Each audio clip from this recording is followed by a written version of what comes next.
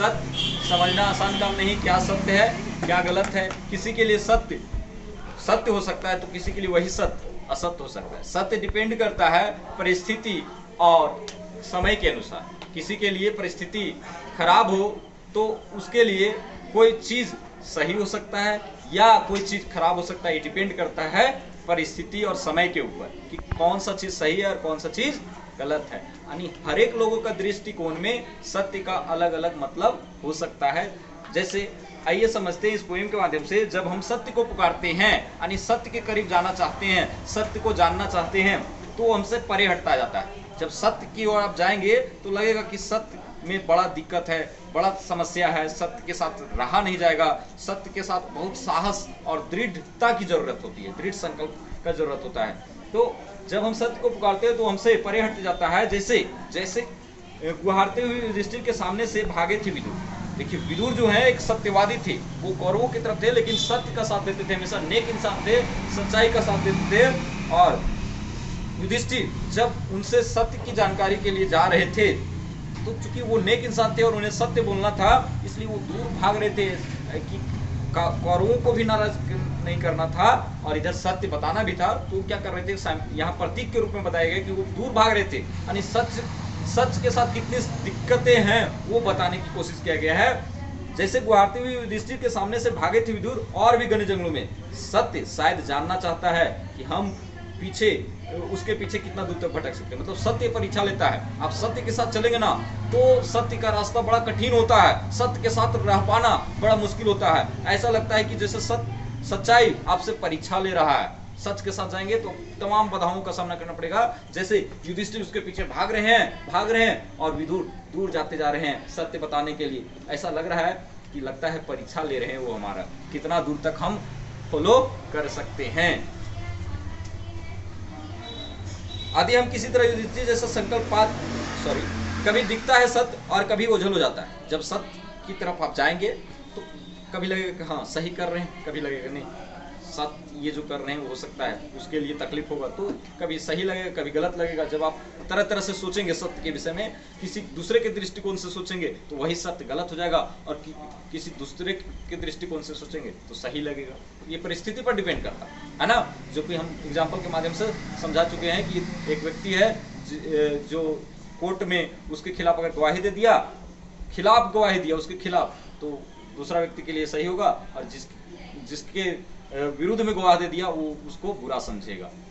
तो कभी दिखता है सत्य और कभी ओझल हो जाता है और हम कहते रह जाते हैं कि रुको ये हम हैं। सत्य वाले जो होते हैं वो परिचय देते हैं कि हम सत्य हैं, सही है, परिचय दे रहे हैं। जैसे धर्मराज के बारे में बार बार दुहाई देने पर पिठारिय स्वामी, जैसे युधिष्ठिर जो है बार बार परिचय दे रहे थे कि हम युधिष्ठिर हैं, हम सत्य व्यक्ति हैं, सच्चाई के साथ रहते हैं, सच्चाई को जानना चाहते हैं, आप ठहरिए। लेकिन विदुर जो इतने सत्यवादी थे उनको भी सत्य बताने के लिए थोड़ा सा बचना पड़ रहा है। सोचिए दूर जाना पड़ रहा है, मतलब सच के साथ कितनी समस्याएं हैं। मैं हूं आपका सेवक कुंती नंदन युधिष्ठिर। युधिष्ठिर बोलते हैं कि मैं कौन हूँ, कुंती नंदन हूँ, कुंती का पुत्र हूँ, ठहरिए बताइए। और वे नहीं ठिठकते, वे रुकते नहीं, भागते जाते। यदि हम किसी तरह युधिष्ठिर जैसा संकल्प पा जाते हैं, लेकिन जैसे युधिष्ठिर जैसा दृढ़ संकल्पी था उसी तरह हम संकल्पी हो जाए, सत्य पर ही रहे कि किसी तरह कोई बाधा आ जाए हम सत्य से अधिक नहीं होंगे, सत्य से कभी हटेंगे पीछे नहीं, तो इस तरह का अडिग हो जाएंगे। यदि हम किसी तरह युधिष्ठिर जैसा संकल्प आ जाते हैं तो एक दिन पता नहीं क्या सोचकर रुक ही जाता है सत्य। जब हम सत्य पर अडिग हो जाते हैं तो सत्य को पा ही लेते हैं। सत्य की हमेशा जीत होती है, लेकिन उसके लिए आप सत्य पर क्या रहना पड़ेगा, अडिग रहना पड़ेगा। सत्य में बाधाएं तो आएगी लेकिन आपको सत्य पर अडिग रहना पड़ेगा। लेकिन पलटकर सिर्फ खड़ा ही रहता है वह दृढ़ निश्चय। लेकिन जब सत्य आता है, जैसे युधिष्ठिर के सामने विदुर आए तो खड़े रहे, अपनी कहीं और देखती दृष्टि से हमारी आंखों में देखता हुआ। कहीं और दृष्टि है और देख रहे हैं, दृष्टि कहीं और नजरें मतलब पूरा शरीर का हाव भाव किसी दूसरे और दृष्टि इनकी तरफ।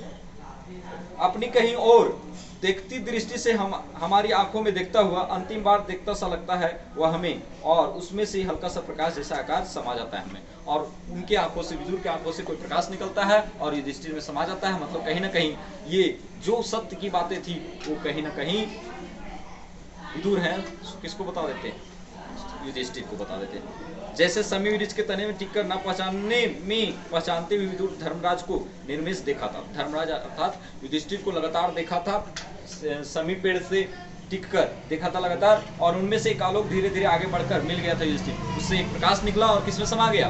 युधिष्ठिर में। किनसे प्रकाश निकला? तो विदुर से निकला, जो एकदम सत्यवादी थे। सिर झुकाए निराश लौटते। जब प्रकाश निकला तो अनिसत्य समा गया, लेकिन इनको पूरी तरह से आश्वासन नहीं कि क्या सत्य यही था, जो समाया वही सत्य था। और सिर झुकाए निराश लौटते हैं हम कि सत्य अंत तक हमसे कुछ नहीं बोला। हाँ, हमने उसके आकार से निकलता हुआ प्रकाश को देखा था। इतना जरूर है कि उनसे प्रकाश जो निकला था वो देखा था युधिष्ठिर ने। हम तक आता हुआ वह हम में विलीन हुआ या हमसे होता हुआ आगे बढ़ गया, लेकिन ये स्पष्ट नहीं हो पा रहा है कि वो हम में आया या हमसे भी आगे निकल गया। मतलब सत्य हम में समाया या नहीं समाया हम कह नहीं सकते। ना तो हमें कोई स्फुरन हुआ और नहीं कोई ज्वर। मतलब जब प्रकाश आया था तो कोई हमें परिवर्तन नहीं हुआ, ना ही कोई किसी प्रकार की कपकपाहट हुई, ना गर्माहट की महसूस हुई। जबकि अगर सत्य आया था तो कुछ परिवर्तन होना चाहिए था, ऐसा लग रहा है किनको? युधिष्ठिर को। किंतु शेष सारे जीवन हम यह सोचते रह जाते हैं, कैसे जाने कि सत्य का वह प्रतिबिंब हमें समाया नहीं। सोचते रह जाता है कि हम सही कर रहे हैं कि नहीं कर रहे हैं, हमें सत्य समाया कि नहीं समाया। हमारी आत्मा में जो कभी कभी दमक उठता है, क्या वह उसी का छुअन है? हम जो कभी आत्मगौरवान्वित महसूस करते हैं, खुद को खुशहाल महसूस करते हैं, एकदम आत्मविश्वास से लबरेज महसूस करते हैं, अपने आप को काफी गौरवान्वित महसूस करते हैं, तो एक्चुअल में वही सत्य का ही देन होता है। अगर आप सत्य नहीं है तो आप कभी इस तरह से अंदर से उस तरह प्रफुल्लित नहीं हो पाएंगे। आप असत्य का हमेशा सहारा दीजिए, अंदर से उस तरह का आप कभी गदगद नहीं होंगे, हमने ये किया जिस चीज का ये कल्याण हुआ, इस तरह की भावना कभी अंदर से आपको आत्मसंतुष्टि की प्राप्ति नहीं होगी अगर आप सत्य के साथ नहीं रहेंगे तब। विदुर कहना चाहते हैं ते तो वही बता सकते थे, सोचा होगा माथे के साथ अपना मुकुट नीचा किए। मतलब विदुर क्या बतलाना चाह रहे थे वो वही जाने, मतलब सत्य क्या है स्पष्ट वही जाने। सोचा होगा माथे के साथ अपना मुकुट नीचे किए। ये बात सोचते हैं युधिष्ठिर की पता नहीं सत्य आया कि नहीं आया, क्या सत्य के विषय बताए, थोड़ा सा देखे, उनसे प्रकाश तो निकला लेकिन पता नहीं मेरे पास आया कि नहीं आया। और इस तरह से वे खांडप्रस्थ से प्रस्थ लौट जाते हैं। खांडप्रस्थ मतलब खांडप्रस्थ यहाँ सिंबॉलिक तौर पर, प्रतीक के तौर पर उनका जो खराब जमीन मिला था रहने के लिए, वहाँ से इंद्रप्रस्थ यानी दिल्ली लौटते हैं। मतलब कहीं ना कहीं प्रकाश उनमें समा गया और वो लौटते हैं, मतलब कहीं ना कहीं उनके अंदर सत्य आ गया है। पॉज कर